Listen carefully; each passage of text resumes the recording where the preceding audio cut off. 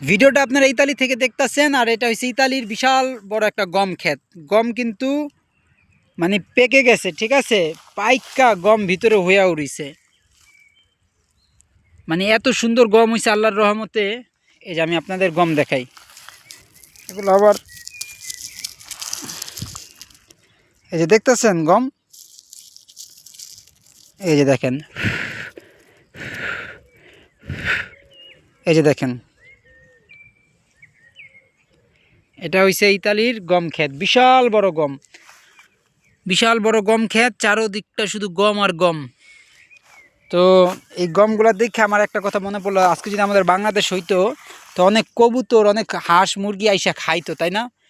মানে এই জিনিসগুলো খুবই ভালো লাগে, কিন্তু ইতালিতে এই সব জায়গায় এই জিনিসগুলো দেখা যায় না। গমগুলা প্রায় কাটার মানে প্রস্তুতি নিব তারা খুব শীঘ্রই। তো আমি এর জন্য আপনাদের ভিডিওটা দিতেছি।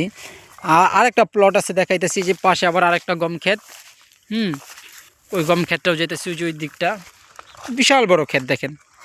মানে জায়গাটা দুই একটু বড় না, একটা স্টেডিয়াম আছে না, একটা বড় স্টেডিয়ামের মতো। তো শুধু গম ক্ষেত আর গম।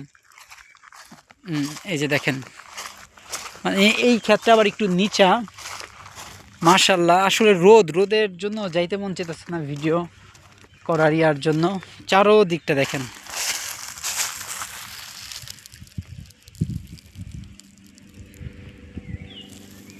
তো এগুলোও গম, হ্যাঁ, এই ক্ষেতটা ওই ক্ষেতটা গম। তো অনেক মনে মনে গম হইব। এই ইতালির সব থেকে মানে বেশি যেই জিনিসটা, মানে মাটি আল্লাহর রহমত অনেক ভালো ইতালির। যা লাগায়, এই ঘাস কদিন পর পর সাফ করে কিন্তু ঘাস হয়ে যায়, যাই লাগায় মানে মানে এত সুন্দরভাবে ফলন হয় যা বলার বাইরে।